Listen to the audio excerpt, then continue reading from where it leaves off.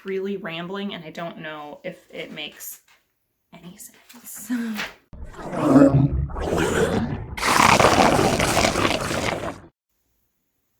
Hey everybody, my name is Sam. Welcome back to my channel. I am here today with another recent reads video. My last recent reads video had 10 books in it.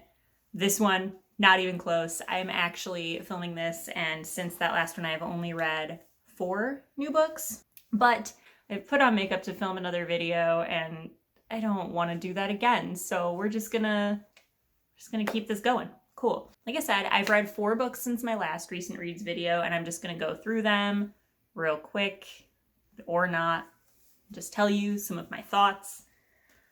You know how this works. You're all pretty smart. The first book that I'm including in this video is Passing by Nella Larson, which is a book that I read for Black History Month. I wanted to read more books for Black History Month, but I was just in a little bit of a slump and I wasn't reading that much, so I read this one. And this is a 1920s Harlem Renaissance novel about 2 biracial women, and that could both pass as white, and their very different approaches to life and their very different relationships with their own race. It was really interesting because one of the characters in this has chosen to kind of reject the Black side of herself, and she goes through life passing as white and is married to a racist white man and has to just hope that he never finds out that she is actually half Black. And then the other main character in this, who is actually that woman's childhood friend, they grew up in the same neighborhood, she identifies more with the Black side of herself.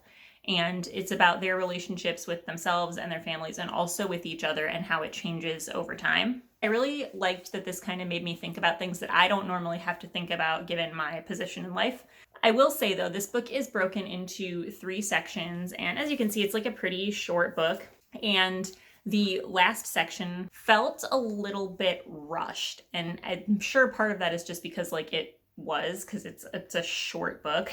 But most of the main active conflict going on between the 2 main characters takes place just in that last third of the book. It ended really abruptly, and there was no real resolution, and I don't know if that was intentional or not, but it is something to note if you're gonna pick this up. Next, I read The Handmaid's Tale by Margaret Atwood.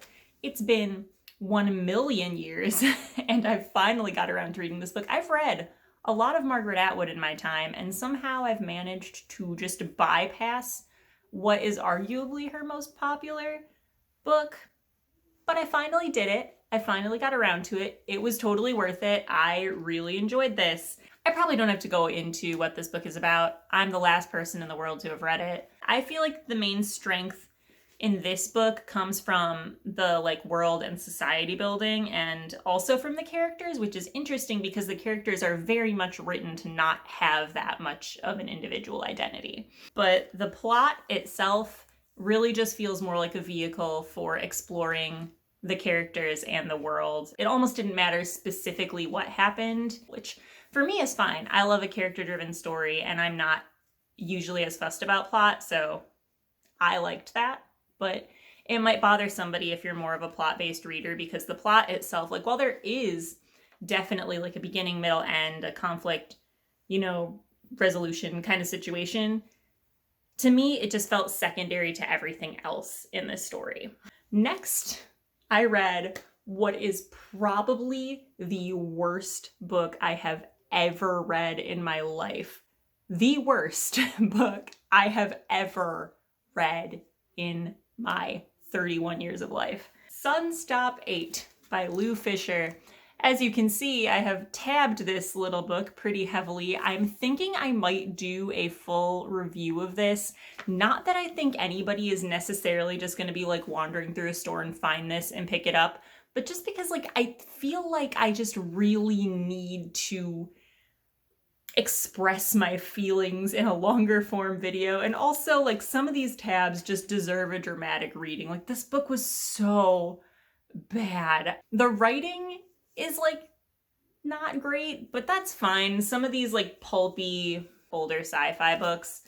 I don't expect genius level, like, literary writing. That's not why I picked these up. So, like, that, whatever, that's fine. The writing can be bad.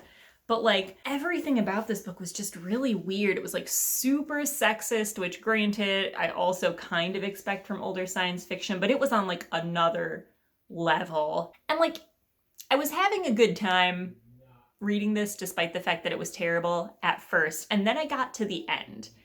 And something happened at the end of this book that just, like, infuriated me to the point that, like, I could no longer appreciate the humorous aspects as much as I had initially. If you guys want more details, let me know. Do you want me to do a review of this book that none of you will probably ever read anyway? Because, like, I kind of want to. And I'm hoping if I do that, it'll, like, bring the funny back, because right now I'm just mad about it. And, like, I want to go back to the place that I was at where I was able to, like, laugh at how stupid this book was. The last book is a cozy mystery that I read with a real life friend of mine. She's one of my coworkers, and we decided to, like, buddy read a cozy mystery that we both had a copy of during this time of self-isolation, because we're used to seeing each other and, like, talking every day, and now we're working from home and it's really weird to, like, not have the human interaction anymore.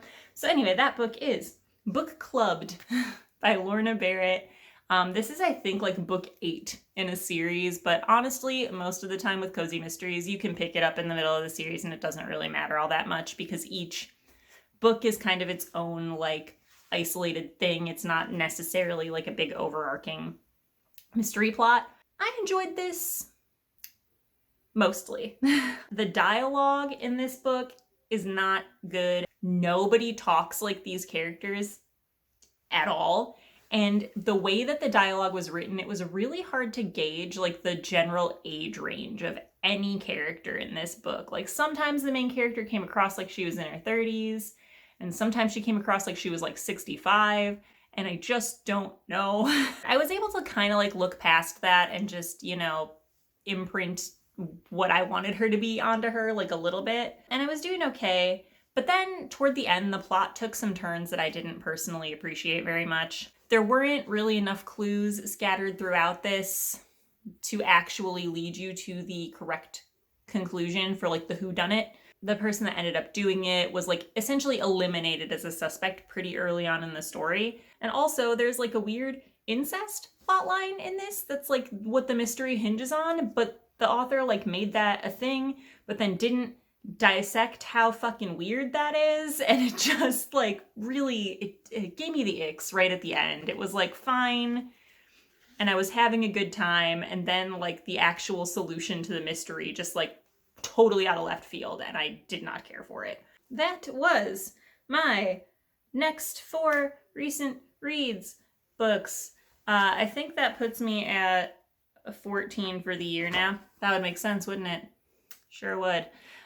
Let me know if you've read any of these other than Handmaid's Tale, because I'm pretty sure you've all read that. Let me know what you thought. Let me know if you want a review video on any of these, specifically Sunstop 8, because it's the worst thing I've ever read.